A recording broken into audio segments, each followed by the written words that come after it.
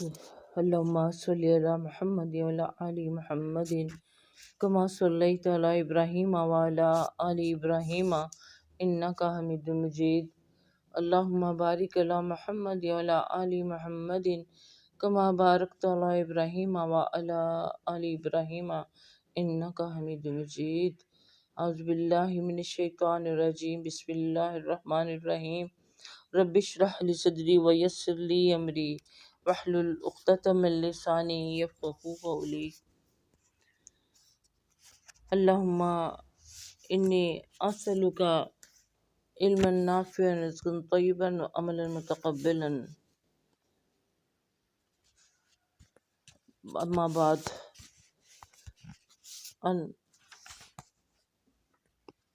وعن أنس رضي الله عنه قال جاء ثلاثة رهط إلى بيوت أزواج النبي صلى الله عليه وسلم يسألون عن عبادة النبي فلما أخبروا كأنهم تقالوها وقالوا أين نحن من النبي صلى الله عليه وسلم فقد غفر له ما تقدم من ذنبه وما تأخر. قال أحدهم أما أنا فأصلي الليل أبدا. وقال الآخر وأنا أصوم الدهر أبدا ولا أفطر. وقال الآخر وأنا أعتزل النساء فلا أتزوج أبدا. رسول اللہ صلی اللہ علیہ وسلم کے پاس 3 آدمی ازواج مطہرات رضی اللہ تعالی عنہن کے گھر پر آئے. یہ روایت ہے انس رضی اللہ تعالیٰ عنہ کی، اور وہ فرما رہے ہیں کہ 3 آدمی ازواج مطہرات رضوان اللہ علیہن کے گھر پر آئے اور ان سے حضرت صلی اللہ علیہ وآلہ وسلم کی عبادت کے متعلق سوال کیا. جب ان کو اطلاع دی گئی تو انہوں نے اس کو بہت قلیل سمجھا. یعنی اطلاع دی گئی، بتایا گیا کہ آپ صلی اللہ علیہ وسلم کی عبادات کا کیا معمول ہے، تو انہیں وہ تھوڑی لگی اور کہنے لگے یعنی تھوڑی لگی اپنے لیے، اور کہنے لگے کہ ہم کہاں اور اللہ کے رسول کہاں، آپ کے تو اگلے پچھلے سارے گناہ معاف کر دیے گئے ہیں، اس لیے جتنی وہ عبادت کرتے ہیں ان کے لیے تو ہو سکتا ہے وہ کافی ہے، لیکن ہم تو گناہ گار بندے ہیں. اتنی عبادت کرنے سے جتنی کہ رسول اللہ صلی اللہ علیہ وسلم کرتے ہیں ہمارے گناہ معاف ہوں گے یا نہیں، تو اس لیے ہمیں تو اور بڑھ کے عبادت کرنی چاہیے. تو لہٰذا ان میں سے ایک نے کہا کہ میں تو ہمیشہ ساری رات نماز پڑھوں گا.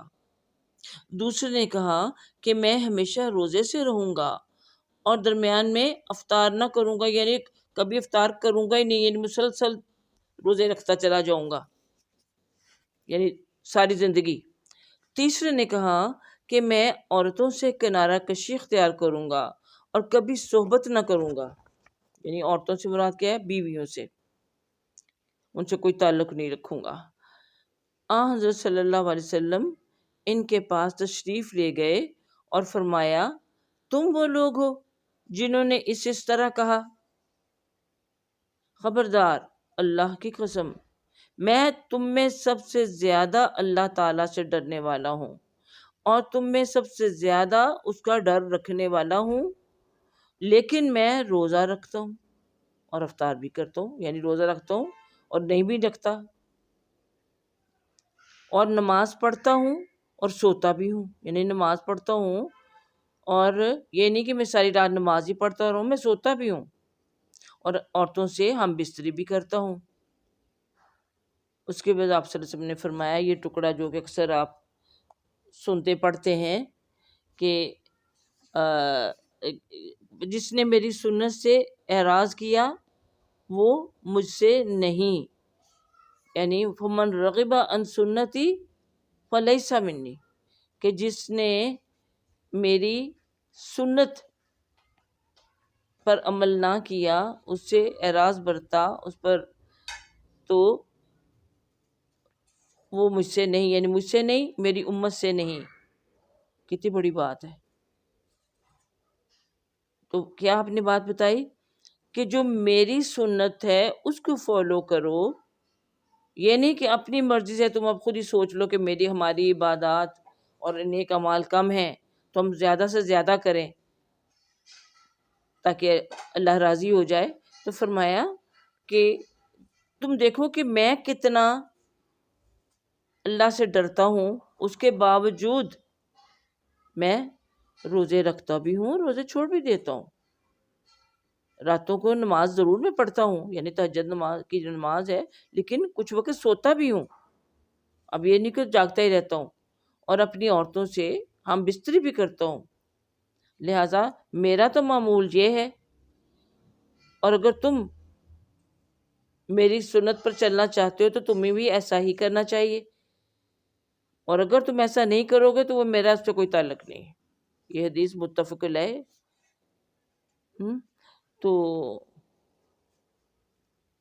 اللہ تعالیٰ نے بھی ہمیں سورۃ الحجرات میں یہی حکم دیا ہے نا کہ ہم رسول پاک صلی اللہ علیہ وسلم سے اور اللہ اور اس کے رسول سے آگے نہ بڑھو. یعنی جہاں پر اللہ اور اللہ کے رسول نے کسی بھی نیک عمل میں فل سٹاپ لگا دیا تو اتنا ہی کافی ہے. آگے بڑھنے سے مراد کیا ہے؟ کہ یہی ہے کہ رسول اللہ صلی اللہ علیہ وسلم نے تو اس طرح کبھی نہیں کیا کہ مسلسل وہ سارا سال روزہ رکھتے رہیں اور ہم رکھتے ہی چلے جائیں. تو اسی طرح رات کو جا کر عبادت کرنے کی بھی بات کہ مسلسل نہیں ساری رات اسی کام میں لگے رہنا، اور بیویوں سے تعلق نہیں رکھنا، ان کا بھی حق ہے. تو اگر سنت پر عمل نہیں کریں گے تو یہ بات یاد رکھیے کہ پھر کیا ہے کہ ہم جو بھی کر رہے ہیں چاہے وہ نیک عمل ہی ہو کیوں نہ ہو وہ بدعت بن جاتے ہیں. سمجھ آئی بات؟ کہ وہ کام جو نبی کریم صلی اللہ علیہ وسلم کے طریقے سے بڑھ کر ہوں وہ اب بدعت بن جاتی ہے. اور جو بدعت کرنے والا ہے اس کا ٹھکانہ ایک اور حدیث میں کیا بتایا گیا ہے کہ کلو بدعت فی ضلال وکل ضلالۃ فی النار، کہ ہر بدعت کرنے والا گمراہ ہے، ہر گمراہ کرنے والا آگ میں جائے گا. تو اس لیے نیکیوں کے بھی شوق میں اپنے آپ کو وہاں پر فل سٹاپ لگا دیں جہاں پر اور رسول پاک صلی اللہ علیہ وسلم سے آگے بڑھنے کی کوشش نہ کریں. جیسے بعض اوقات دیکھیے ہمارے یہاں بھی جو تصوف کے سلسلے ہیں ان میں بعض لوگ اسی طرح کرتے ہیں، اپنے پر تشدد کرتے ہیں، اپنی جانوں پر سختیاں زیادتیاں کر کے اپنے آپ کو جگاتے رکھنا، اس کے لیے پھر جگانے کے طریقے اختیار کرنا اور لمبے لمبے وظیفے کرنا دریاؤں پہ جا کے اور جنگلوں میں جا کے. تو یہ ہمارا جو دین ہے وہ وہی ہے جو کہ رسول پاک صلی اللہ علیہ وسلم نے بتا دیا. تصوف میں بھی وہی طریقے اختیار کرنے چاہیے جو کہ رسول اللہ صلی اللہ علیہ وسلم ان کے صحابہ کرام رضی اللہ تعالیٰ عنہ کے تھے، ورنہ ہمارا تصوف بھی بیکار ہے. اس میں جب نت نئی اگر ہم چیزیں لے کے آئیں گے تو.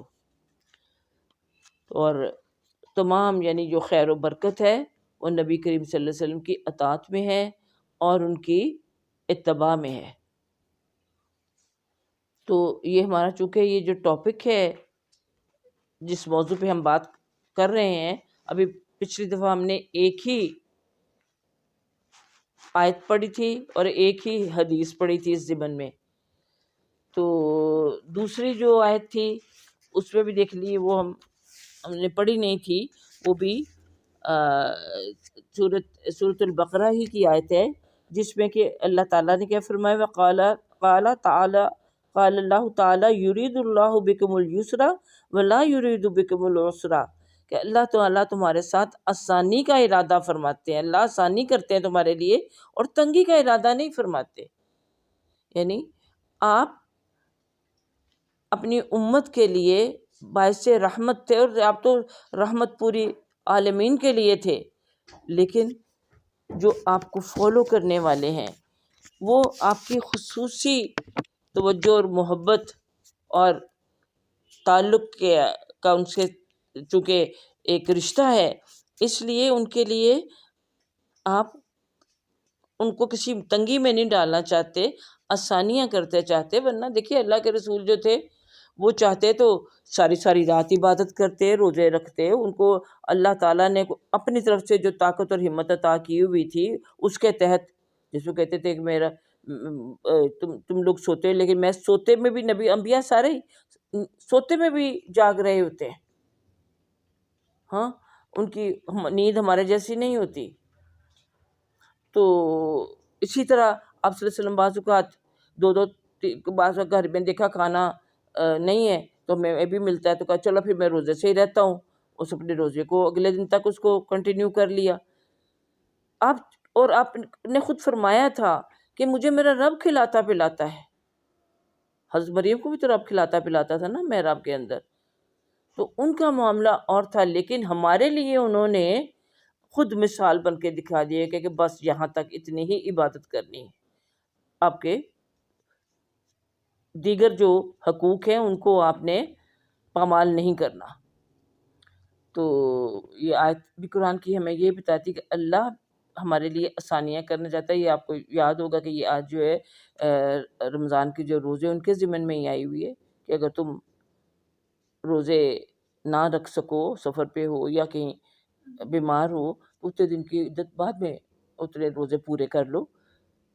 اب یہ نہیں کہ بیمار ہو تب بھی روزہ رکھنا ہے. تو وہاں اللہ تعالیٰ نے کہا تھا کہ اللہ تمہارے لیے آسانیاں چاہتا ہے. دیکھیے اللہ سے بڑھ کر ہمیں کون جان سکتا ہے، ہماری نفسیات کو کون جانتا ہے. اس نے اس کے مطابق ہمیں اتنا ہی بوجھ ڈالا جتنا کہ ہم برداشت کر سکے. اسی طرح رسول پاک صلی اللہ علیہ وسلم سے بڑھ کر کون ہمارے لیے رحیم ہو سکتا ہے. اس لیے انہوں نے بھی ہمیں اتنا ہی عبادات کرنے کی ہم سے توقع رکھی ہے جتنا کہ ہم آسانی سے کر سکیں، اپنے آپ کو مشقت میں نہ ڈالیں. اب اگلی حدیث جو ہے وہ حضرت ابن مسعود رضی اللہ تعالیٰ عنہ سے ہے. تو ان کی چھوٹی سی حدیث ہے. تو انہوں نے کیا کہا، ہلاکل متنطعون، کہ ہلاک ہو گئے دین میں بے جا تشدد کرنے والے، تکلف کرنے والے. یہ جو لفظ ہے اس کے اندر کیا معنی آتے ہیں؟ یعنی بے جا اپنی جان پر تشدد کرنا، اپنے آپ کو تکلیف میں مبتلا کرنا. تکلف جو ہوتا ہے نا کسی مہمان کے لیے بھی جو کرتے ہیں، اس کو بھی آپ پتہ ہے اللہ تعالیٰ نے قرآن پاک میں بھی منع کیا ہے کہ اس میں بھی اپنے آپ کو تکلیف میں ڈال کے ہم مہمان کی خاطرداری ضرورت سے زیادہ جب کرتے ہیں تو وہ مہمان بھی کہتا ہے تکلف کی کیا ضرورت تھی. اب تکلف کا مطلب یہی ہوتا ہے کہ آپ کو اتنی تکلیف میں ڈالنے کی کیا ضرورت ہے کہ اتنی محنت والا کھانا آپ نے بنایا یا تمام خاص طور پہ کیا تکلف، اس لیے تکلف پسندیدہ نہیں ہے. بہرحال یہاں پہ جو مقصد ہے کہ دین کے اندر بھی اپنے آپ کو تکلیف میں مبتلا کرنا اور یعنی تکلف کرنا اور اپنے اوپر بے جا تشدد کرنا وہ اتنا ناپسندیدہ ہے کہ رسول پاک صلی اللہ علیہ وسلم نے سیدھی سیدھی بات کی کہ دین میں بے جا تشدد کرنے والے ہلاک ہو گئے. استغفر اللہ، ہلاکہ کا لفظ. اور آپ صلی اللہ علیہ وسلم نے یہ بات 3 مرتبہ فرمائی. یعنی اب یہ دیکھیے کہ تشدد کس طرح سے ہم کرتے ہیں اپنے اوپر. یعنی یہ بے جا سختی ہے جو اپنے اوپر کرنی. اور یہ کیوں کرتا، کون کرتے ہیں زیادہ ایسی اپنے اوپر تشدد یا انتہا کو میں تک پہنچنے کی کوشش کرنا. آپ دیکھیں نا وہ بھی پیچھے جو آپ نے حدیث پڑھی اس میں بھی وہ جو صحابہ کرام رضی اللہ تعالیٰ عنہ تھے انہوں نے بھی اپنے آپ کو اتنا مشکل میں ڈالا، اس کی انتہا کے ساری رات جاگوں گا اور عبادت کروں گا اور سارے سال روزہ رکھوں گا، اس طرح کی جو چیزیں ہیں. تو یہ وہ اس کا مطلب یہ بھی ہے، یعنی جو لفظ ہم نے پڑھا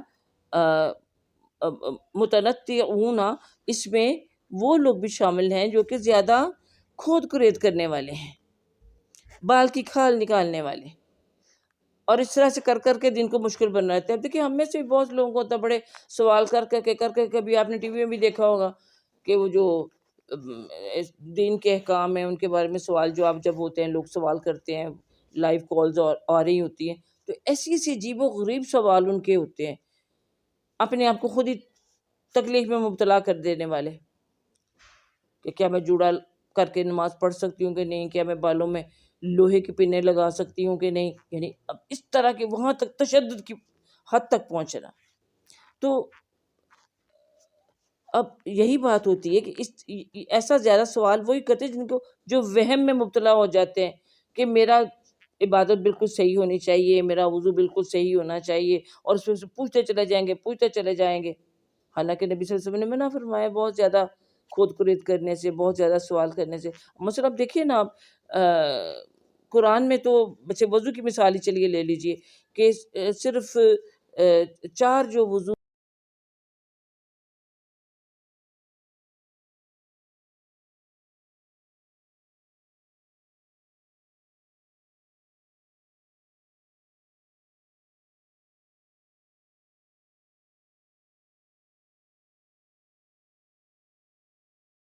کے فرائض ہیں ان کا ذکر کیا گیا ہے. ہاتھ کو دھونا، چہرے کا دھونا، ہاں، پاؤں کا ٹخنوں تک دھونا اور سر کا مسح کرنا، اس کی کوئی ڈیٹیل نہیں میں بتائی گئی ہوئی. اچھا جی، اب اس کی ڈیٹیل جو تھی رسول پاک صلی اللہ علیہ وسلم نے بتا دی. اور پھر ان کی وہی بات، وہ رحمت اللہ عالمین تھے، انہوں نے ہمیں یہ بھی کہا تھا کہ بعض اوقات وہاں آپ نے دیکھا ہوگا جو لوگ ہیں سردیوں میں، کبھی آپ عمرہ حج کے لیے گئے ہو، مدینہ منورہ میں کس قدر سردی ہوتی ہے. جس طرح گرمی میں شدید جسم کے اندر گھسنے والی گرمی ہوتی ہے، اتنی ہی سردیوں میں سردی بھی ہوتی ہے. تو ظاہر ہے وہ لوگ پھر ان کو گرم کپڑے جرابیں وغیرہ پہننی پڑتی تھی. اور پھر یہ بھی ایک بڑی مسئلہ تھا کہ بار بار جرابوں کو اتارنا پہننا وضو کرنے کے لیے. تو نبی کریم صلی اللہ علیہ وسلم نے اس میں وہ جرابیں پہن کے پاؤں کا مسح کرنے کا ہمیں طریقہ بتا دیا. اب حدیثیں جب ہم کھول کے دیکھتے ہیں ان میں کہیں کوئی ذکر نہیں ہے کہ جراب کا لفظ استعمال کیا گیا ہے کہ جرابوں پر آپ وضو مسح کر سکتے ہیں. کہیں یہ تفصیل نہیں کہ وہ جرابیں کیسی ہونی چاہیے، وہ کس طرح کی ہونی چاہیے، کس کپڑے کی بنی ہونی چاہیے، کچھ نہیں ہے. اتنا تو ہمیں کامن سینس سے بھی پتا ہے کہ اگر ہم نے وضو میں ٹخنوں کو دھونا ہے، اس کا مطلب ٹخنے جو ہیں وہ وضو کے اعضاء میں شامل ہیں. تو چنانچہ جرابیں بھی ہماری وہ ہونی چاہیے، کم از کم وہی بات میں کامن سینس کی کر رہی ہوں کہ جو ہمارے ٹخنے ڈھانپ لے. کیونکہ آج کل وہ ایسی بھی جرابیں آ گئی جن میں ٹخنے نہیں ڈھکے جاتے، ذرا تو کسی کے تھوڑی سی اونچی ہوتی ہیں، بیک سے کوئی بالکل ہی سیدھے ہی ہوتے ہیں، جب ٹخنے اس میں آتے ہی نہیں ہیں. تو ظاہر ہے وہ جرابیں تو نہیں آپ پڑھ سکتے. لیکن پھر ہم نے جو مختلف فقہ ہیں ان کے اندر جب لوگوں نے سوال کیے تو فقہ مرتب کرنے والوں نے اصول دے دیا کہ چلو ابھی تم جیسے یہ اس کے اوپر عمل کر لو تو تمہاری جرابیں صحیح ہیں، اس میں تم نماز پڑھ سکتے ہو، تمہارا وضو ہو گیا. اب فقہ حنفی میں ہم سب جانتے ہیں، اگر آپ نے تھوڑی سی فقہ پڑھی ہو یا جانی ہو یا سیکھی ہو، کہ اس میں ہم یہ پڑھتے ہیں کہ وہ جرابیں جو ہیں وہ اتنی موٹی ہونی چاہیے کہ جن کو پہن کر ہم 3 میل پیدل چلیں تو وہ پھٹے نہ، یعنی وہ گھس کے ان میں سوراخ نہ ہو جائے. اسی طرح وہ جرابیں ایسی ہونی چاہیے کہ جن کے اوپر آپ پانی کا قطرہ پڑ جائے تو آپ کو جو آپ کا پاؤں ہے اس کو اس کی وہ جو تراوٹ ہے گیلا پن محسوس نہ ہو. تو اس طرح کی شرطیں اس میں ہیں. اگر آپ وہ کر لیں ویل اینڈ گڈ. اگر فقہ کے اندر رہتے ہوئے وہ کرنا ہے، کیونکہ فقہ نے ہمیں اتنی فقہ ہوتا کیا ہے کہ دین کی سمجھ بوجھ عطا کرنا تاکہ دین آپ کے لیے قابل عمل ہو، آپ کو سہولت حاصل ہو جائے. اور دوسری بات ہے کہ اگر ایسا جو شرائط فقہ میں ہمیں دی گئی ہیں اگر ان کو نہ بھی فالو کیا جائے، جیسے کہ بعض اہل حدیث کا وہ یہی کہتے کہ اگر اس طرح کا فقہ انہوں نے کچھ بنایا نہیں ہوا کہ جرابیں کوئی بھی ہوں. میں نے خود ڈاکٹر فرد صاحبہ سے بھی یہی سنا ہے کہ جرابیں کوئی بھی ہو سکتی ہیں، کسی بھی مٹیریل کی ہوتی، کچھ اس میں وہ نہیں ہے، موٹی ہوں پتلی ہوں وہ کیسی ہوں. اور وہ تب تو یہ تھا کہ بھی آپ 3 میل، جیسے ہماری فقہ میں وہ فقہ حنفی میں کہہ دیا گیا کہ چلیں تو پھٹ جائیں، بھی کس مٹیریل کی ہوں گی تو وہ پھٹیں گی. پچھلے دنوں میں نے بھی یہ نوٹ کیا تھا کہ جو وولن ساکس کا بڑا وہ رواج آ گیا تھا، بلکہ اویلیبل ہی وہی ہوتی تھی، ان میں بڑی جلدی سوراخ ہو جاتے تھے. اور یہ پولی ایسٹر کی نائلون کی جو آپ کو ہوتی ہے، پہنے پھریں آپ مدتوں پہنے پھر ہی کہیں جا کے اس میں کوئی سوراخ ہوتا ہے. تو اس طرح کی زیادہ سیف ہیں یہ آپ کی نائلون کی ذرا، لیکن موٹی ہونی چاہیے، آپ کو پہننے اتارنے میں بھی سہولت ہے. اور اس میں پھر یہ ہے کہ جب آپ اس کو یعنی پھٹنے کا بھی اندیشہ نہیں ہے. پھر اگر اتنی وہ تھک ہیں کہ آپ کے اوپر وہ پانی بھی نہ اس کے اندر سے جائے، تو اس طرح سے آپ کی وہ فقہی جو تقاضے ہیں وہ بھی پورے ہو سکتے ہیں، اور جو شرعی تقاضے ہیں وہ تو پورے ہو ہی رہے ہیں. وہ تو آپ پہننے سے بس ہو گئے، اس کے اوپر مسا کر لیں. آپ کو کوئی اس کے اندر حدیث میں ہمیں ڈیٹیل نہیں ملتی کہ وہ کس طرح کی ہونی چاہیے. ٹھیک ہے، ذرا کافی میں نے مسئلہ کر لیا. تو اب یہ کون سوال کرتے ہیں اس کے، ابھی بھی لوگ ہوتے وہ سوال کرتے چلے جاتے ہیں، میری جرابیں پھٹی، مطلب تھوڑی سی ہو گیا سوراخ تو وہ اتنا ہے وہ اتنا ہے. اب سائز کب بتائیں گے، کوئی فون پہ بتا رہا ہے، کوئی پوچھ رہا ہے، کوئی کس طریقے سے، کیا اس میں میری نماز ہو جائے گی یا ہو گئی ہے، میں نے پڑھ لی ہے. تو اس طرح کے کہ وہ ٹخنے سے ذرا وہ نماز پڑھ رہی تھی وہ تھوڑی سی نیچی ہو گئی تھی، تو کیا میرا وضو ہو گیا کہ نہ، وضو نہیں ہے تو نماز ہو گئی کہ نہ. یعنی اتنے وہموں میں پڑھنے والے جو تو یہ جو ایسے ہی لوگ ہیں جو کھود کرید کرنے والے، وہی دین کو مشکل بنا دیتے ہیں اپنے وہ وہم و گمان سے وہم کر کر کے. تو ہمیں صرف یہ حدیث کے ذریعے پتہ چلتا ہے کہ اگر تو کوئی مقیم ہے تو وہ 24 گھنٹے تک جراب پہنے رکھ سکتا ہے. جس کو کوئی عذر ہو، اب عذر کیا ہے، ظاہر ہے میں نے پہلے بتایا کہ شدید سردی تو ہے ہی، وہ تو جوانوں کو بھی بعض مطلب ہوتی ہے کہ بار بار وہ بڑی اس پہ کوفت ہوتی ہے. اور کئی جوان یا بچے تو کہتے ہیں نماز پڑھے ہی نہ، چلو چھٹی ہو گئی، ہمیں وضو نہ کرنا پڑے، وضو کرنا پڑے، نماز نہیں پڑھتے کہ وضو کرنا پڑے گا. اور اب الحمدللہ ہمارے گھروں میں تو گرم پانی کی بھی سہولتیں ہیں، ہم کر بھی سکتے ہیں. الا یہ کہ کوئی بوڑھا ہے، کوفت سے بچنا، جرابیں بار بار اتارنا پہننا. میں اپنا ہی بات کروں تو مجھ سے جرابیں پہننی بڑی مشکل ہو گئی ہیں، ہوتی چلی جا رہی ہے. ہاں، عمر کے ساتھ وہ نہیں اتنا جھکا جاتا، نہیں پہنا جاتا. تو اچھی بات ہے، ایک دفعہ پہن لی اور 24 گھنٹے کے بعد مطلب صبح فجر کے وقت پہنی، اگلے دن فجر کے وقت پھر سے اپنے پاؤں دھو کے اور پھر پہن لی. اور جو مسافر ہے اس کو 3 دن کی سہولت ہے کہ وہ 3 دن تک لگاتار جرابیں پہنے رکھے اور نہ اتارے، اور 3 دن تک مسح کرتا رہے تو بھی اس کی نماز جو ہے وہ ہو جاتی ہے اور اس کا وضو بھی ہو جاتا ہے. تو یہ میں نے ضمناً اس میں یہ بات آ گئی کہ یہ کچھ لوگ وہم کا شکار ہو جاتے ہیں. تو نبی کریم صلی اللہ علیہ وسلم فرمایا کہ مسلمانوں کے حق میں سب سے بڑا مجرم وہ شخص ہے جس کے سوال کرنے کی وجہ سے دوسرے مسلمانوں پر کوئی چیز حرام کر دی جائے جو پہلے حرام نہ تھی.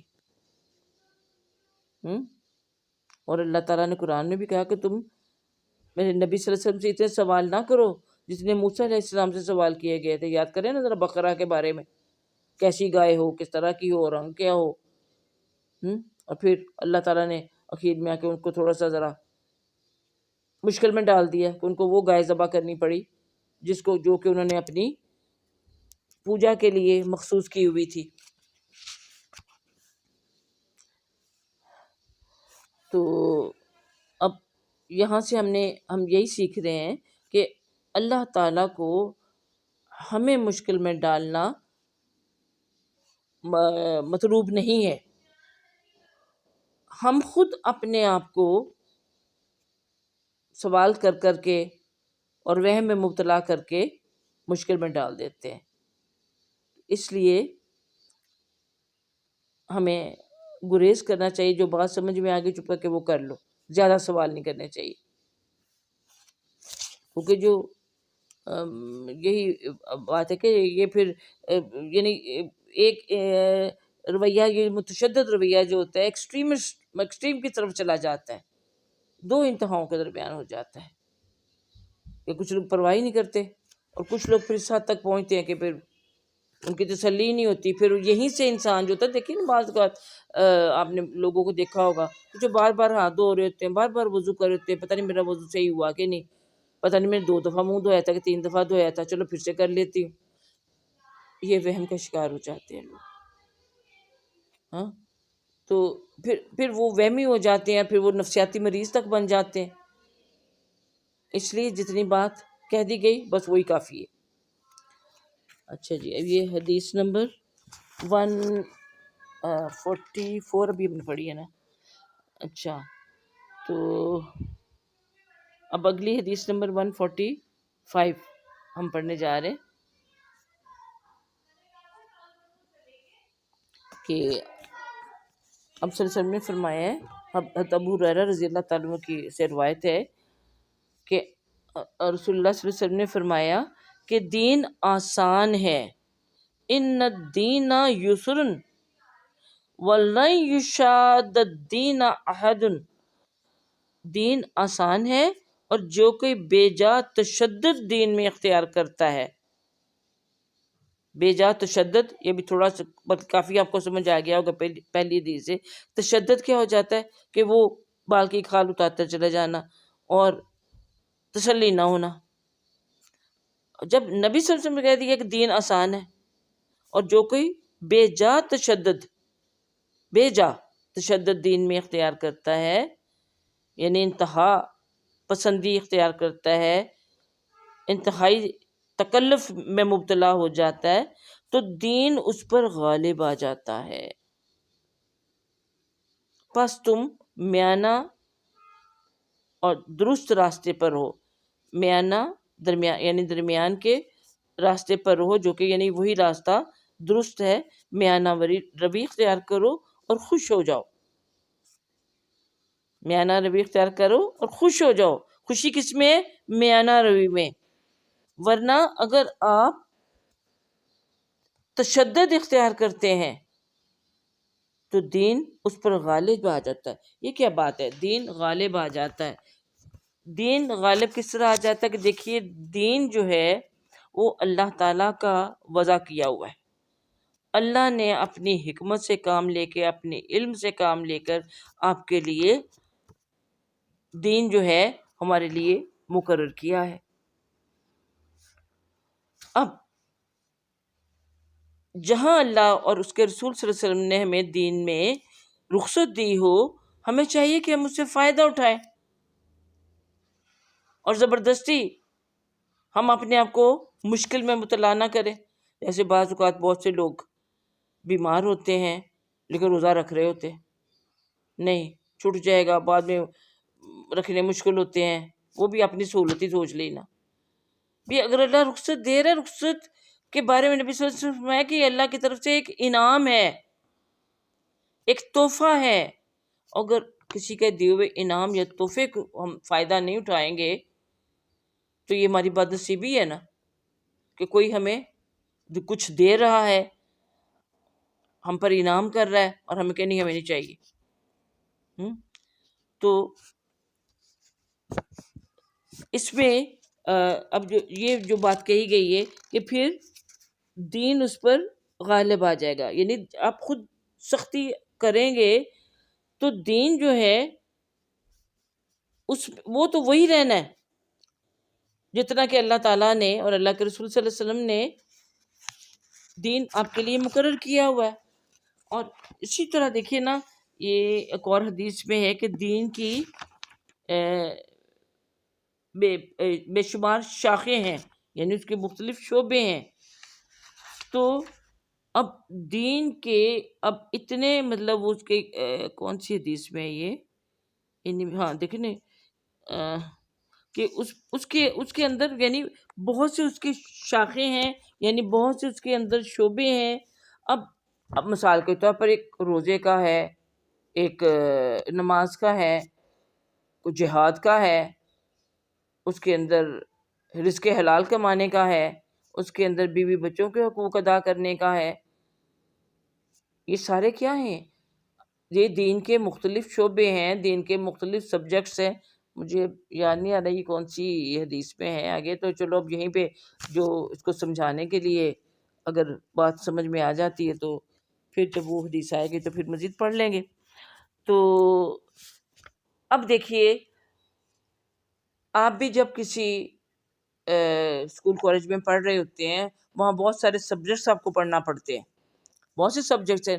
آپ کیا ہر سبجیکٹ کو اتنا ہی ٹائم دیتے ہیں اور اتنا ہی انٹرسٹ سے کرتے ہیں اور اتنا ہی پرفیکٹلی اس کو سیکھنے کی کوشش کرتے ہیں کہ آپ کے 100 مارکس آ جائیں یا 99 تو ضروری آ جائیں؟ کیا ہمیشہ ایسا ہوتا ہے؟ نہیں. کسی میں اگر آپ کے 100 یا 99 یا 90 بھی آ جاتے تو کسی میں 70 بھی ہوتے ہیں، کسی میں 60 بھی ہوتے ہیں، اور کسی میں جسٹ پاس مارکس ہوتے ہیں 33%. کیوں؟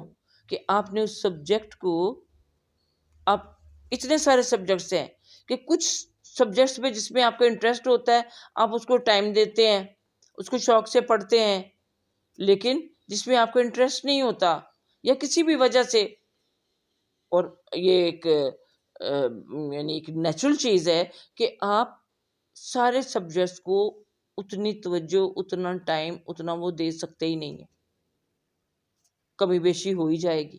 تو دین کے معاملے میں بھی اسی طرح جب آپ کہتی ہیں میں پردہ بھی کروں تو پورے کا پورا کروں، میں شوہر کے حقوق، بچوں کے حقوق، نماز پوری سکون کے ساتھ، پورے اہتمام کے ساتھ، روزہ پورا اس کے اسی طرح سے، ہر چیز کی طرف جب آپ کی توجہ ہو جاتی ہے کہ بھی میں پورا پورا کروں، تو پھر یا تو آپ اکتا جاتے ہیں اس دین سے، آپ کو بڑا مشکل لگنے لگتا ہے، یا پھر آپ چڑچڑے پن کا شکار ہو جاتے ہیں، یا پھر آپ ڈپریشن کا شکار ہو جاتے ہیں کہ میں پورا نہیں کر رہی ہوں، یہ میرے سے کیا ہو گیا، میں کیا کروں، میں کس طرح سے کروں. تو اس کو لائٹلی لیں، کوشش پوری کریں.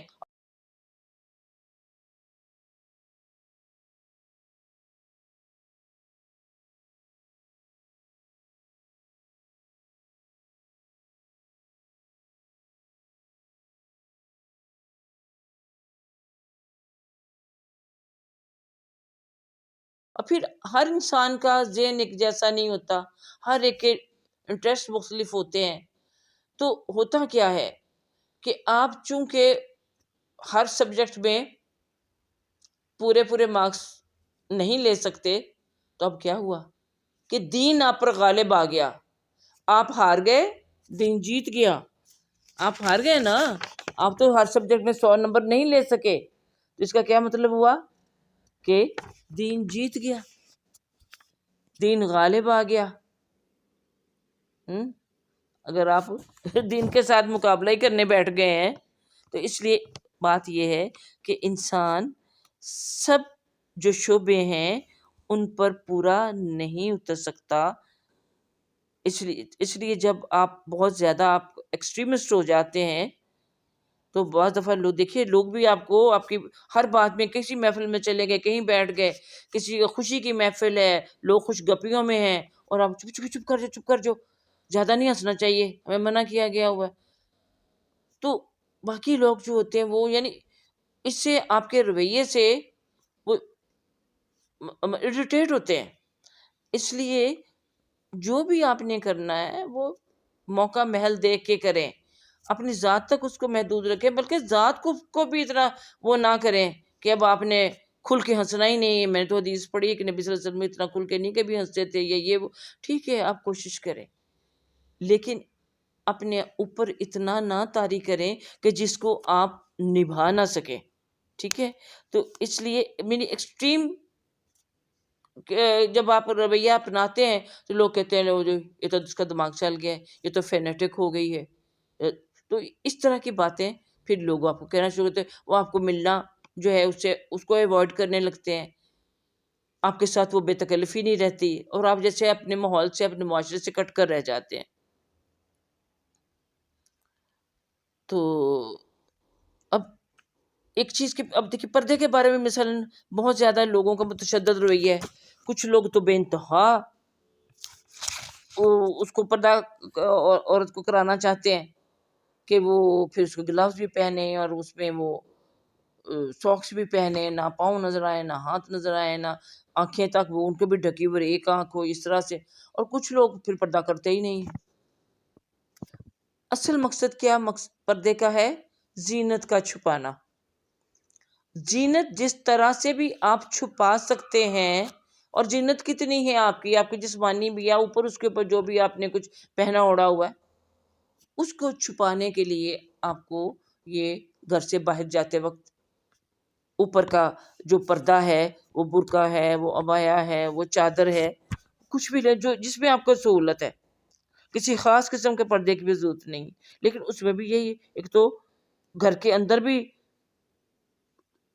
دوپٹہ جو ہے یا بڑا اوڑھ لپیٹ کے وہ ہر وقت رہتی ہیں، اچھی بات ہے، لیکن بعض اوقات مشکل بھی ہو جاتی ہے، خاص طور پہ گرمیوں میں جب کھانا وانا بنا رہے ہوتے ہیں، یا اس طرح کی کوئی اور گھر کا کام کاج صفائی یہ کر رہے ہوتے ہیں. تو وہاں تو ہمیں حدیثوں سے ملتا ہے کہ جو ہماری صحابیات تھیں رضی اللہ تعالیٰ عنہ، وہ پائنچے بھی اوپر ذرا کر لیا کرتے. ظاہر فرش دھوتے وقت آپ پائنچے اوپر کریں گے ورنہ چھٹے پڑیں گی. اسی طرح آٹا گوندتے وقت، برتن دھوتے وقت آپ کو بازو پر چڑھانے پڑتے ہیں، اور ایسا آپ کر سکتی ہیں گھر کے اندر رہ کر. اور اگر آپ کے محرم مرد بھی گھر میں موجود ہیں تب بھی اتنا آپ کو اجازت ہے. تو یہ نہیں کہ بھی آپ نے گھر میں بھی اسی طرح سے ہی رہنا ہے، تو اتنا اپنے آپ کو تنگ نہ کریں. تو اصل جو روح ہے دین کی وہ یہی ہے کہ آپ نے میانہ روی اختیار کرنی ہے، اور نہ تو آپ نے دین سے، تاکہ آپ نہ دین سے باہر ہو جائیں کہ زیادہ کر کے، اور نہ ہی اتنا کم کہ آپ کا جو حق ہے اس عبادت کا یا اس کام کا وہ بھی نہ ادا ہو سکے. تو اب امید ہے ذرا تھوڑا سا یہ مشکل لفظ تھا، کوشش تو میں نے کی ہے سمجھانے کی، اللہ کرے کچھ سمجھ آ کے. اس کا لباب بس یہی ہے کہ میانہ روی اختیار کرنی چاہیے. اور پھر اگلا حصہ جو اس حدیث کا تھا وہ یہ تھا، وفی روایت لہو، اور اچھا نہیں، اس سے پہلے ایک لائن اور رہ گئی. فرمایا کہ پس تم بیانہ اور درست راستے پر رہو، میانہ روی اختیار کرو اور خوش ہو جاؤ، اور صبح و شام اور رات کو کچھ حصے کی عبادت سے مدد حاصل کرو. یعنی نمازیں تو فرض جو ہیں وہ اپنی جگہ ہیں، فرض ہے نا، وہ تو 5 وقت ہیں، وہ آپ کو دے دیے گئے ہوں. نمازیں جو ہیں وہ صرف صبح شام ہی نہیں ہوتی، وہ تو عصر کی بھی ہوتی ہے، وہ ظہر کی بھی ہوتی ہے. تو صبح شام سے مراد کے جو نفلی عبادات ہیں، جو اذکار ہیں، وہ آپ کو کب کرنے چاہیے؟ صبح کے وقت بھی، شام کے، صبح شام کے اذکار ہوتے ہیں نا، کچھ وظائف میں چیزیں شامل ہوتے ہیں، وہ کریں، اللہ کا ذکر کریں آپ. اور اسی طرح رات کو اٹھ کے وہ تہجد یا قیام اللیل جو ہے اس کی عبادت ہے. تو اتنی ہی کافی ہے کہ آپ صبح شام فرض نمازوں کے علاوہ ایکسٹرا ٹائم لگائیں، اور تہجد کو اللہ تعالیٰ آپ کو اٹھائے تو آپ اٹھ کے وہ قیام اللیل کا جو ہے وہ نفلی عبادت جو ہے وہ ادا کریں. تو یہ کیا فرمایا کہ میانہ روی اختیار کرو، خوش ہو جاؤ، اس سے آپ بھی خوش، اللہ بھی خوش. اب جو دوسری اسی جو ہے حدیث، اس کا جو حصہ ہے، یعنی اس کا حصہ اس لیے ہو جاتا ہے کہ اس کے راوی وہی ہیں. کہ ایک اور روایت میں، بخاری کی روایت ہے، فرمایا کہ سیدھے راستے پر چلو، اعتدال برتو، صبح و شام اور رات کے کچھ حصے میں عبادت کے لیے چلو. یعنی تم اصل مقصود تک پہنچ جاؤ گے. اصل مقصود کیا ہے؟ اللہ کی رضا. اصل مقصود کیا ہے؟ جنت میں داخلہ. تو اگر آپ فرض نمازوں کے علاوہ صبح و شام کے اذکار پڑھتے ہیں، نوافل پڑھتے ہیں، آپ اشراق اور چاشت وغیرہ پڑھتے ہیں، شام کو آپ اوابین کے نوافل ادا کرتے ہیں. تو نفلی عبادات جو بھی ہیں، استغفار کی آپ نفل پڑھ سکتے ہیں، توبہ کے نفل آپ پڑھ سکتے ہیں. تو یہ شکرانے کے نفل نہیں ہوتے. ہاں یہ یاد رکھیے، شکرانے کا صرف سجدہ ہی ہوتا ہے. ہم پڑھتے رہے ہیں، ہمیں معلوم نہیں تھا، پتہ چلا کہ حدیث کی روح سے شکرانے کے نفل نہیں ہیں. البتہ مجھے کبھی ضرورت پڑے تو میں یہی کرتی ہوں کہ نفل اللہ کے لیے پڑھ کے، یہ نہیں کہ اس کی نیت پہلے شکرانے کے کروں کہ ہے نہیں، تو بعد میں پھر لمبا سجدہ کر لیا اور اللہ تعالیٰ کا شکر ادا کر لیا اس سجدے کے اندر.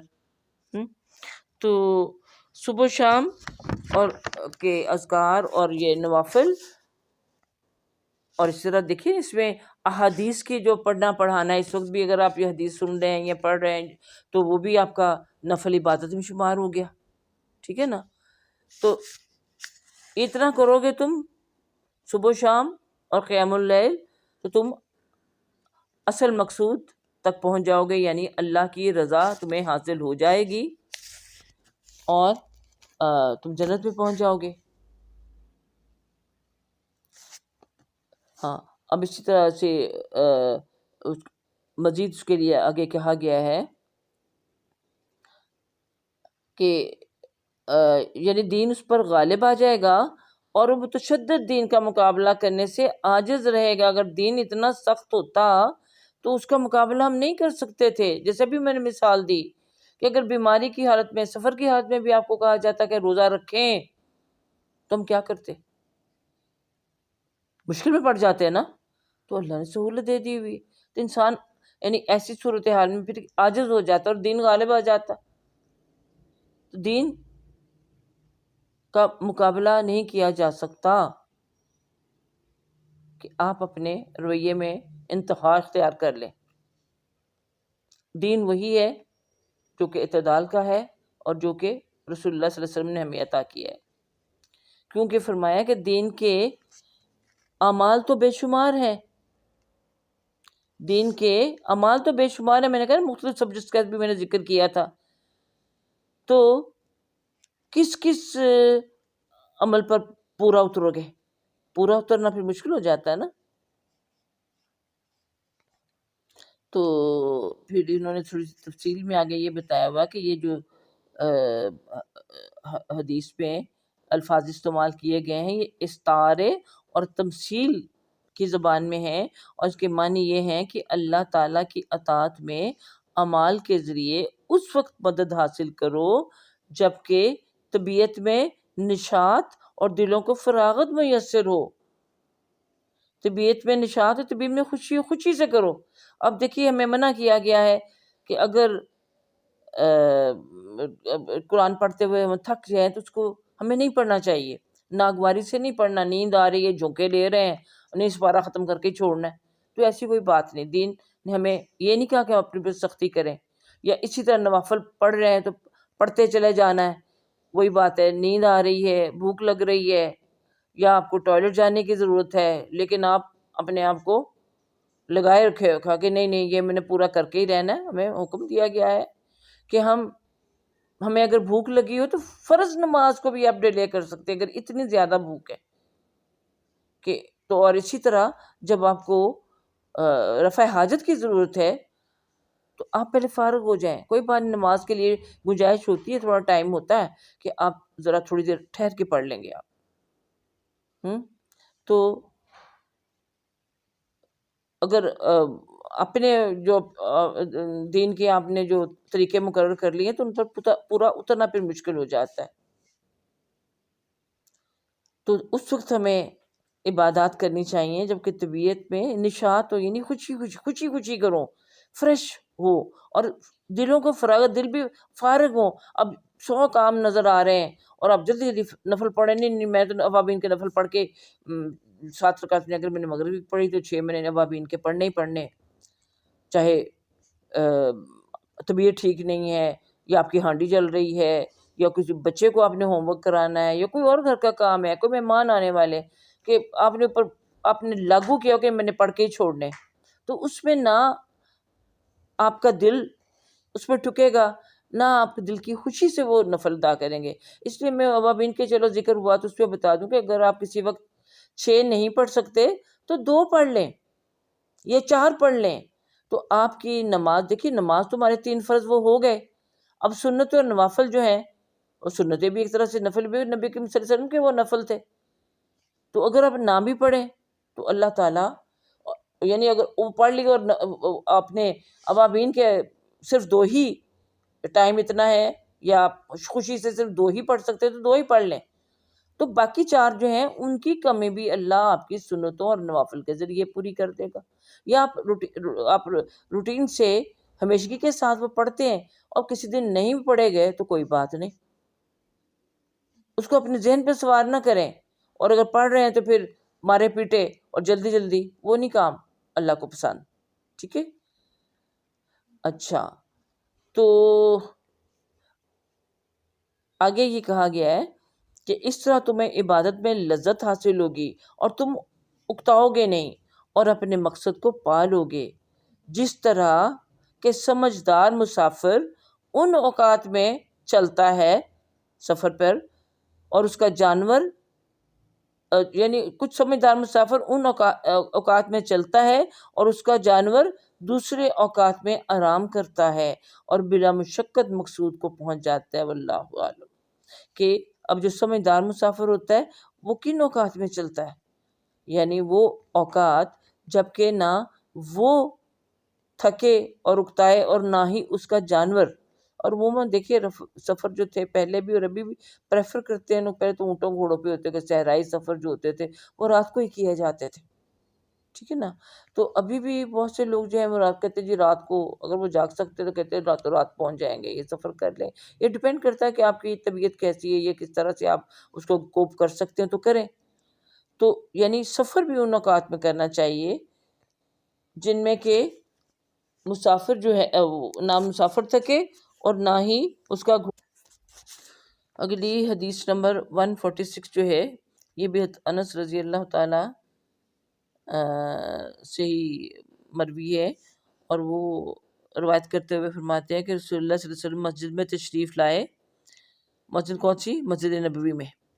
تو آپ صلی اللہ علیہ وسلم نے اس مسجد میں 2 ستونوں کے درمیان ایک رسی بندھی ہوئی پائی۔ آپ صلی اللہ علیہ وسلم نے دریافت فرمایا یہ رسی کیسی ہے؟ آپ کو تو نا بیٹے مسجد میں ابھی بھی ستون ہے، ذرا فاصلے پر پکے ستون ہیں، تب تو یہ کھجور کے جو تنے تھے ان کو بھی بطور ستون استعمال کیا گیا ہوا تھا تاکہ ان کے اوپر چھت جو ہے وہ ٹھہر سکے۔ تو 2 ستونوں کے درمیان آپ نے ایک رسی بندھی دیکھی تو لوگوں سے پوچھا کہ یہ رسی کیسی ہے؟ ما ھذا الحبل قال ھذا حبل لزینب، کہ یہ زینب رضی اللہ تعالیٰ عنہ کی رسی ہے، جب وہ تھک جاتی ہے تو اس سے لٹک جاتی ہے، یعنی اس کا سہارا لے لیتی ہے۔ تو آپ صلی اللہ علیہ وسلم نے فرمایا کہ اس کو کھول دو، ہر کوئی طبیعت کے نشاط کی حالت میں نماز پڑھے، جب سستی پیدا ہو تو سو جائے۔ اب حدیث میں نے آپ کو پوری سنا دی، پتہ کیا چلا آپ کو کہ رسول پاک صلی اللہ علیہ وسلم مسجد میں تشریف لائے تو انہوں نے دیکھا کہ اس کے اندر 2 ستونوں کے درمیان ایک رسی بندھی ہوئی۔ پوچھا کہ رسی کیسی ہے؟ تو بتایا گیا کہ حضرت زینب رضی اللہ تعالیٰ عنہ جو کہ آپ صلی اللہ علیہ وسلم کی جو آج مطہرات میں سے تھیں، اب یہ واللہ عالم یہاں پر وہ بیان نہیں کیا گیا کہ وہ زینب بنت خزیمہ تھیں یا زینب بنت جہش تھیں، ان دونوں بیویوں میں سے وہ کون سی زینب تھی، لیکن جو بھی وہ تھیں انہوں نے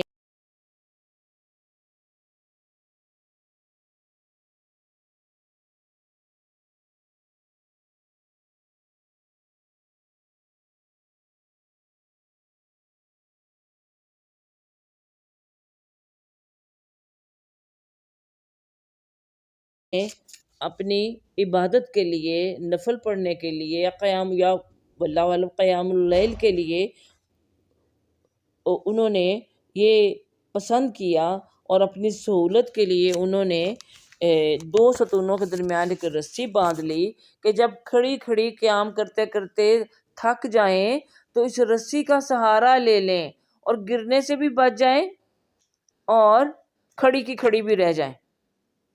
انہوں نے نبی صلی اللہ علیہ وسلم کو دیکھا ہوگا نا، آپ نے پیچھے یہ حدیث پڑھی سنی کہ آپ صلی اللہ علیہ وسلم تو ایک ایک رکعت میں سورہ بقرہ اور سورۃ آل عمران اور سورۃ النساء سب پڑھ جایا کرتے تھے، اور یہ ہر انسان کے بس کی بات نہیں ہے. نبی صلی اللہ علیہ وسلم کو تو اللہ تعالیٰ نے اپنے نور کی طاقت اتنی عطا کی ہوئی تھی. ان کی ریس کہاں کرنی. اور آپ نے پڑھا وہ صحابہ کرام جو آپ کے ساتھ پڑھنے کھڑے ہو گئے تھے، اور حضرت عبداللہ بن عباس بھی، تو کس طرح سے پھر وہ ان کی طبیعت پر یہ ایک قسم کی مشکل پہ وہ مبتلا ہو گئے تھے کہ نبی صلی اللہ علیہ وسلم کا ساتھ بھی نہیں چھوڑ سکتے، تو اتنی لمبی نماز کھڑ قیام کرنا بھی مشکل ہو رہا تھا. تو نبی صلی اللہ علیہ وسلم کی تو بات ہی اور تھی.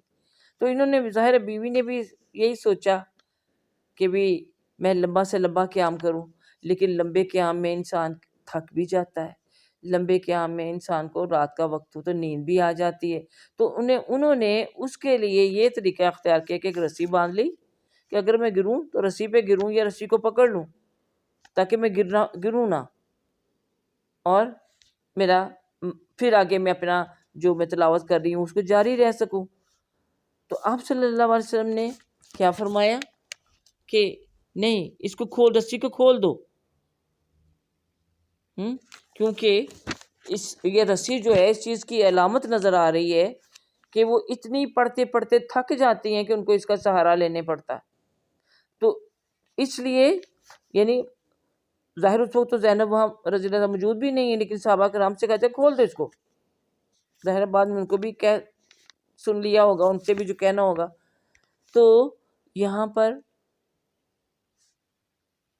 کیا بات سیکھی کہ ایک تو ان کو کہا گیا کہ یعنی یہ مشقت میں جو ڈالنے والا کام ہے نا، اس کا ختم ہی کرو، یہیں پر اس کی رسی جو ہے وہ اس کو کھول دو. اور فرمایا کہ نماز اگر پڑھنی ہے، چاہے وہ تہجد کی نماز، ظاہر ہے یہاں پہ تو وہی مراد ہے، یہ کوئی بھی نفل نماز ہے. اب ہم میں سے کچھ لوگ تسبیح نماز پڑھنے کے بڑے شوقین ہوتے ہیں، بڑی اچھی بات ہے تسبیح نماز پڑھنا، بہت بڑی نیکی ہے، بڑا اس میں یعنی جب آپ تیسرا کلمہ 300 بار پڑھتے ہیں تو اللہ تعالیٰ کی طرف حمد و ثنا ہوتی ہے. لیکن ہمیں اس کی جو فضیلت ہے وہ بیان کی گئی ہوئی ہے، اور یہ فضیلت بیان کی آپ صلی اللہ علیہ وسلم نے اپنے چچا حضرت عباس رضی اللہ تعالیٰ سے بات کرتے ہوئے. ان کو کہا تھا کہ آپ نماز روز پڑھا کرے، روز نہیں تو چلو ہفتے میں ایک دن، نہیں تو مہینے میں، تو سال میں، تو زندگی میں ایک مرتبہ پڑھ لو. تو ہم نے کیا کیا ہوا ہے، رمضان کی باقی ساری باتیں ہوں نہ ہوں، روزانہ تسبیح نماز ضرور پڑھنی.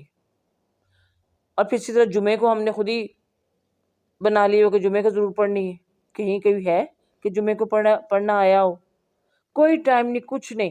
لیکن اس میں بھی بات یہ کر رہی ہوں کہ تسبیح نماز جو ہے اس میں بھی بعض اوقات انسان تھک جاتا ہے، یا وہ اس موقع کی تلاش میں ہوتا ہے کہ مجھے اتنا ٹائم مل جائے کہ میں یہ 20-25 منٹ یا آدھا گھنٹہ سکون سے پڑھ لوں، تو تب وہ پڑھے. یہ نہیں کہ اب جمعے کو میں نے پڑھنی ہے، زور سے پہلے پڑھنی ہے، وہ کہ عموماً خواتین کا یہی طریقہ ہے، اور اکٹھی ہو کے پڑھ رہی ہوتی ہیں، اس کا بھی کوئی ثبوت نہیں ہے.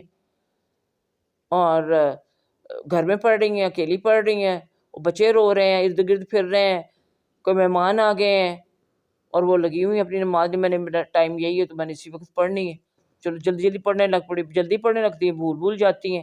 تو کیوں مشقت میں ڈالنا اپنے آپ کو، جب اس کے لیے نہ کوئی وقت مقرر ہے، نہ اس کے لیے یہ ہے کہ بھی آپ نے ضروری ہی پڑھنی ہے، تو پھر کیوں اپنے آپ کو مشقت میں ڈالنا.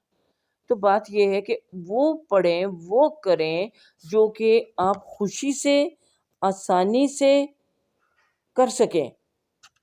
اور اگلا حصہ اس کا جو ہے وہ فرمایا کہ جب سستی پیدا ہو جائے تو سو جائے.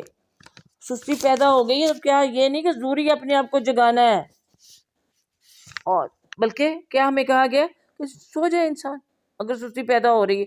اب یہ رسیوں پہ لٹک لٹک کے پڑھنے والی بات، اور اسی طرح ہم اپنی اکٹھی جب اجتماعی بات کر رہی ہوتی ہیں خواتین مل کے رمضان کی جو طاق رہتے ہیں ان میں، تو اچھا مجھے سونے لگوں گی تو مجھے ذرا ہلا دینا، مجھے جگا دینا. اور اسی طرح ہر تھوڑی دیر کچھ کھانے پینے کا، یہ چائے کا دور چلتا ہے، تو کیا ہوا؟ اس طرح سے کیوں آپ؟ یہ تو نفل عبادت تو ہوتی ہی تنہائی میں کرنے کی، اور اللہ کے ساتھ اپنا انفرادی جو انسان کا رابطہ ہے اس کو قائم کرنے کے لیے ہوتی ہے۔ اللہ کو ہمارا تھکنا پسند نہیں ہے، کہ ہم اللہ کو تھک تھک کے دکھائیں۔ اس کے خزانوں میں کمی نہیں ہے، وہ تو دیتا ہی چلا جائے گا، آپ جتنے بھی نفل پڑھتے چلے جائیں گے، لیکن ہم تھک جائیں گے۔ تو اتنا ہی کرنا چاہیے جتنا کہ ہم خوشی سے، اطمینان سے، فراغت سے ہم کر سکیں۔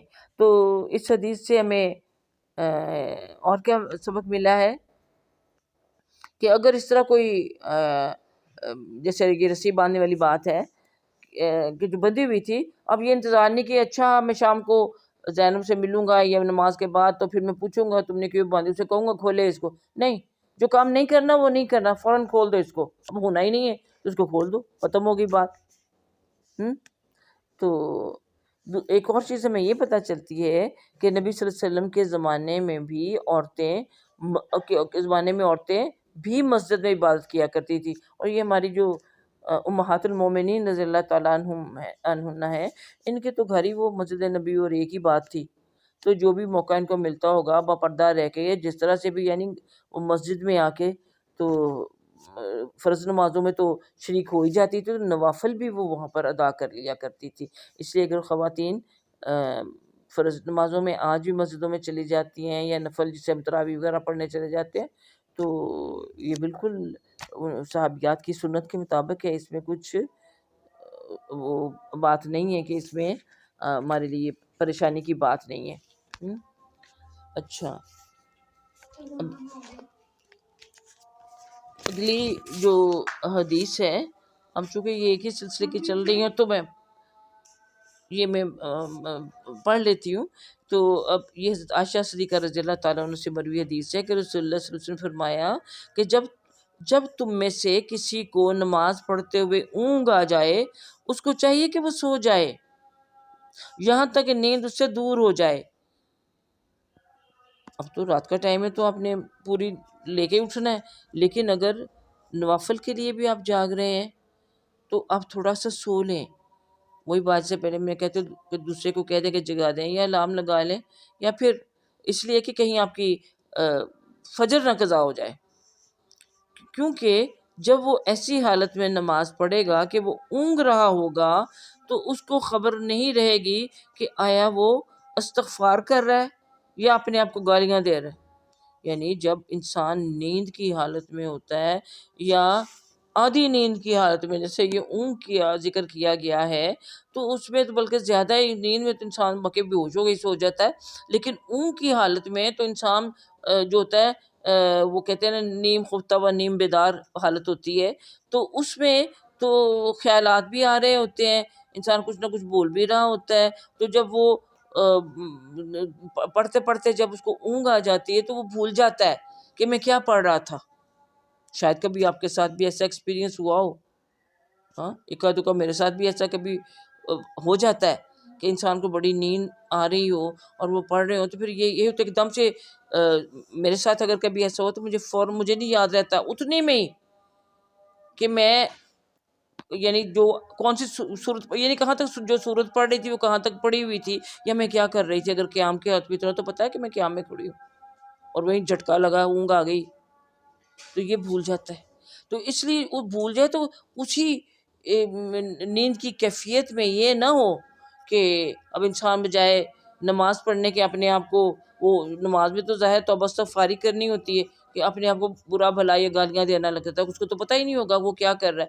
اس لیے نیند آئے یا اونگ آئے تو پھر نماز مزید نہیں پڑھنی چاہیے۔ چلیے،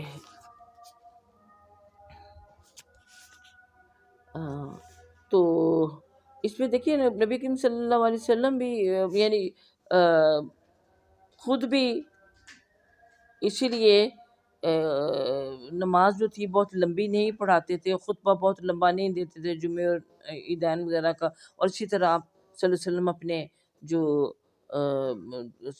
صحابی تھے، صحابہ کرام تھے جو نماز کی امامت کرا رہے تھے، ان کو بھی کہتے تھے کہ ایسا نہ ہو کہ مطلب لوگ اکتا جائیں. اور آپ فرماتے تھے کہ بعض دفعہ عورتوں کے ساتھ بچے ہوتے ہیں، بچے رو رہے تھے، اور آپ نے دیکھا ابھی بھی حرم میں کسی رونے کی بچوں کی آواز ہوتی ہے، تو بچے والی ماں جو تاکہ جلدی فارغ ہو جائیں، اس لیے لمبی نہ کرو. اب دیکھیے صرف فرض کا معاملہ نہیں، اب فرض تو ویسے ہی اللہ نے بڑے مختصر بنائے ہوئے ہیں، کبھی 2 کبھی 3 کبھی 4، نماز تو اتنی ہی ہوتی ہے. اس لیے اس کے لیے آپ صلی کہتے ہیں کہ بہت لمبی لمبی صورتیں نہ پڑھو، تو نوافل اور سنتوں کے لیے ایسا کیوں کرنا. تو اس لیے ہمیں اس چیز سے روکا گیا ہے کہ ہم نیند کے غلبے میں یا یعنی نماز نہ پڑھے، اور پڑھ بھی رہے ہیں اگر تو بھی یعنی مختصر کر دیں. تو اس طرح یہ آگے حدیث نمبر 148 ہے، یہ بھی چھوٹی سی حدیث ہے اور اسی تقریباً مضمون چلا آ رہا ہے. حضرت ابو عبداللہ جابر بن سمرہ رضی اللہ عنہما سے روایت ہے کہ میں حضرت صلی اللہ علیہ وسلم کے ساتھ 5 نمازیں ادا کرتا تھا. کہاں؟ مسجد نبوی میں. آپ صلی اللہ علیہ وسلم کی نماز درمیانی ہوتی تھی. اب یہ گواہی دے رہے ہیں کہ آپ کی نماز فکانت صلاتہ قصدن، قصد کس کو کہتے ہیں؟ میانہ روی کو، کہ آپ کی نماز درمیانی ہوتی تھی، اور آپ صلی اللہ علیہ وسلم کا خطبہ بھی جو ہوتا تھا وہ درمیانہ، یعنی نہ زیادہ لمبا اور نہ زیادہ چھوٹا. تو اس لیے اگر ہم چاہتے ہیں کہ سنت پر عمل ہم کر سکیں تو اس کے لیے پھر ہمیں بھی میانہ روی ہی اختیار کرنی چاہیے. اور اللہ تعالی ہمیں توفیق دے کہ جو کچھ ہم پڑھ رہے ہیں، جو کچھ سیکھ رہے ہیں، اس کو پوری طرح عمل بھی کر سکیں. اپنے دین کے بارے میں، ہر چیز کے بارے میں ہی میانہ روی کو پسند کیا گیا ہے، اعتدال کی راہ پسند کی گئی ہے. اسی کو قرآن میں سوا سبیل کہا گیا ہے، جو اعتدال کی راہ. صراط مستقیم، جو صراط مستقیم ہے وہ تو سیدھا راستہ ہے نا، تو یہ جو متوازن راستہ، اس کے لیے سوا سبیل کا لفظ استعمال کیا گیا ہے. تو اللہ تعالیٰ ہمیں اس پہ چلنے کی توفیق عطا فرمائے، ہم افراط و تفریط سے بچیں، جو انتہائیں ہیں ان سے بچ سکیں. وآخر دعوانا الحمد للہ رب العالمین، وصدق اللہ العظیم، صدق رسولہ النبی الکریم، وصلی اللہ تعالی علی خیر خلقہ محمد وعلی آلہ وصحبہ اجمعین برحمتک یا ارحم الراحمین.